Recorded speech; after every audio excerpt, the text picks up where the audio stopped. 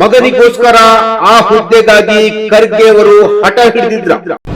ಹರಿಪ್ರಸಾದ್ ಹುದ್ದೆ ಕೂಡ ಮೊದಲೇ ತೀರ್ಮಾನ ಆಗಿತ್ತ. ಪ್ರಿಯಾಂಕಾ ಖರ್ಗೆ ಹರಿಪ್ರಸಾದ್ ಆಯ್ಕೆ ಹಿಂದಿರುವ ರಹಸ್ಯವೇನು? ನಮಸ್ಕಾರ ವೀಕ್ಷಕರೇ, ಸುಪ್ರೀಂ ಟಿವಿ ನ್ಯೂಸ್ಗೆ ಸ್ವಾಗತ. ನಾನು ಅಶ್ವಥ್. ಕಾಂಗ್ರೆಸ್ ಪಕ್ಷದಲ್ಲಿ ಕಳೆದ 2 ದಿನಗಳಿಂದ ಆಗ್ತಿರುವಂತಹ ಒಂದಷ್ಟು ರಾಜಕೀಯ ವಿದ್ಯಮಾನಗಳು ಎಲ್ಲರನ್ನೂ ಕೂಡ ಬೆರಗಾಗುವಂತೆ ಮಾಡ್ತಾ ಇದೆ. ಅದರಲ್ಲೂ ಕೂಡ ಯಾರೂ ಕೂಡ ಊಹೆ ಮಾಡಿರಲಿಲ್ಲ ಕೆಪಿಸಿಸಿ ಅಧ್ಯಕ್ಷ ಸ್ಥಾನಕ್ಕೆ BK ಹರಿಪ್ರಸಾದ್, ಗೃಹ ಸಚಿವರ ಸ್ಥಾನಕ್ಕೆ ಪ್ರಿಯಾಂಕಾ ಖರ್ಗೆ, ಹೀಗೆ ಯಾರೂ ಕೂಡ ನಿರೀಕ್ಷೆ ಮಾಡಿರಲಿಲ್ಲ. ಈ ಹಿಂದೆ IT-BT ಸಚಿವರಾಗಿದ್ದಂತಹ ಪ್ರಿಯಾಂಕಾ ಖರ್ಗೆ ಅವರು ಏಕ್ದಮ್ ಗೃಹ ಇಲಾಖೆಯ ಜವಾಬ್ದಾರಿಯನ್ನೀಗ ಹೊತ್ಕೊಂಡಿದ್ದಾರೆ. ಅದು ಕೂಡ DK ಶಿವಕುಮಾರ್ ಅವರ ಸರ್ಕಾರದಲ್ಲಿ. ಏನಿದು ಹರಿಪ್ರಸಾದ್, ಪ್ರಿಯಾಂಕಾ ಖರ್ಗೆ, ಮಲ್ಲಿಕಾರ್ಜುನ್ ಖರ್ಗೆ ಅವರ ರಹಸ್ಯ ಏನು?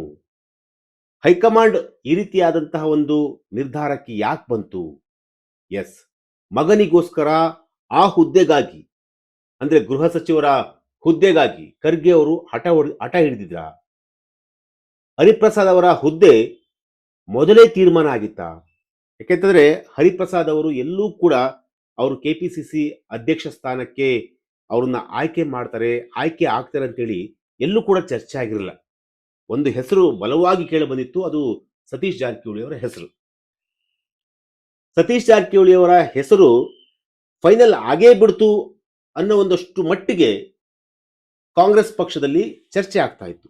ಹೀಗಿರುವಂತಹ ಸಂದರ್ಭದಲ್ಲಿ ಹರಿಪ್ರಸಾದ್ ಅವರು ಆ ಜಾಗಕ್ಕೆ ಏಕಾಏಕಿ ಬಂದು ಕುತ್ಕೊಂಡ್ರು ಅಂತಂದ್ರೆ ಏನಿದರ ರಹಸ್ಯ?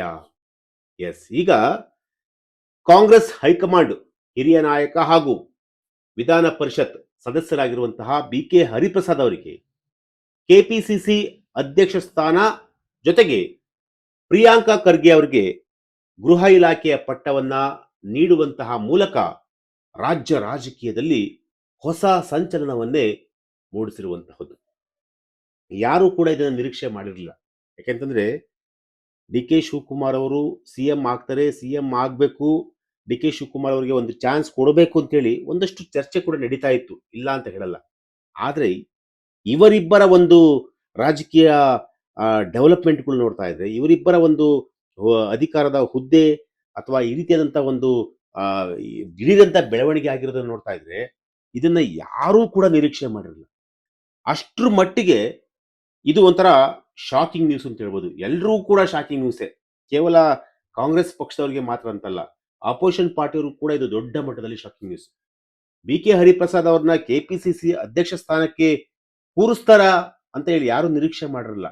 ಆದ್ರೆ ಕೂರಿಸಿದ್ದಾರೆ, ಈಗ ಕೂರಿಸಲೇಬೇಕು. ಯಾಕೆಂತಂದ್ರೆ BK ಹರಿಪ್ರಸಾದ್ ಅವರು ಕಾಂಗ್ರೆಸ್ ಪಕ್ಷದ ಕಟ್ಟಾಳು, ಜೊತೆಗೆ ಗಾಂಧಿ ಕುಟುಂಬದಲ್ಲಿ ತುಂಬಾ ಹತ್ತಿರವಾದಂತಹ ವ್ಯಕ್ತಿ.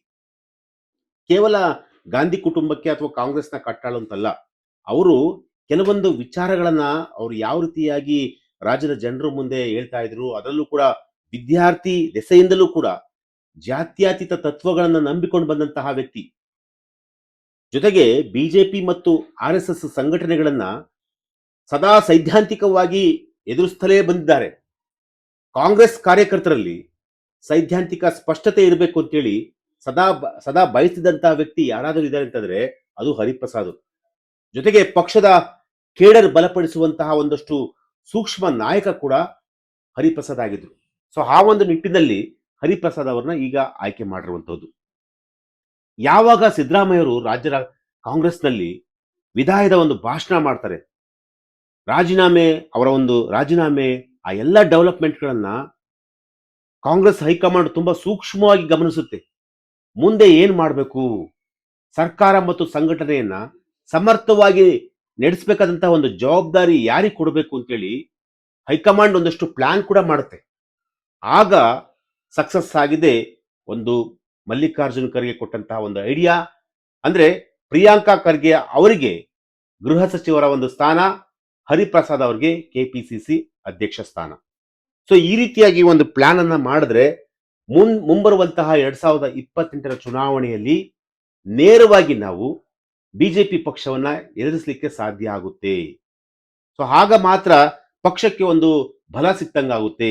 ಒಂದ್ ಕಡೆ ಡಿ ಕೆ ಶಿವಕುಮಾರ್ ಅವರು ಸಿಎಂ ಆಗಿದ್ರೆ, ಮತ್ತೊಂದ್ ಕಡೆ ಹರಿಪ್ರಸಾದ್, ಮತ್ತೊಂದ್ ಕಡೆ ಪ್ರಿಯಾಂಕ ಖರ್ಗೆ, ಇವರು ಮೂರು ಜನರು ಸೇರ್ಕೊಂಡ್ರೆ ಈಸಿಯಾಗಿ 2028ಕ್ಕೆ ಮಿನಿಮಮ್ ಏನಿಲ್ಲ ಅಂದ್ರೂ 120 125 ಸೀಟ್ಗಳನ್ನ ಆರಾಮ್ಸೆ ಗೆಲ್ಲಬಹುದು ನಾವು ಅಂತಂತೇಳಿ ಕಾಂಗ್ರೆಸ್ ಹೈಕಮಾಂಡ್ ಲೆಕ್ಕಾಚಾರ ಹಾಕುತ್ತೆ.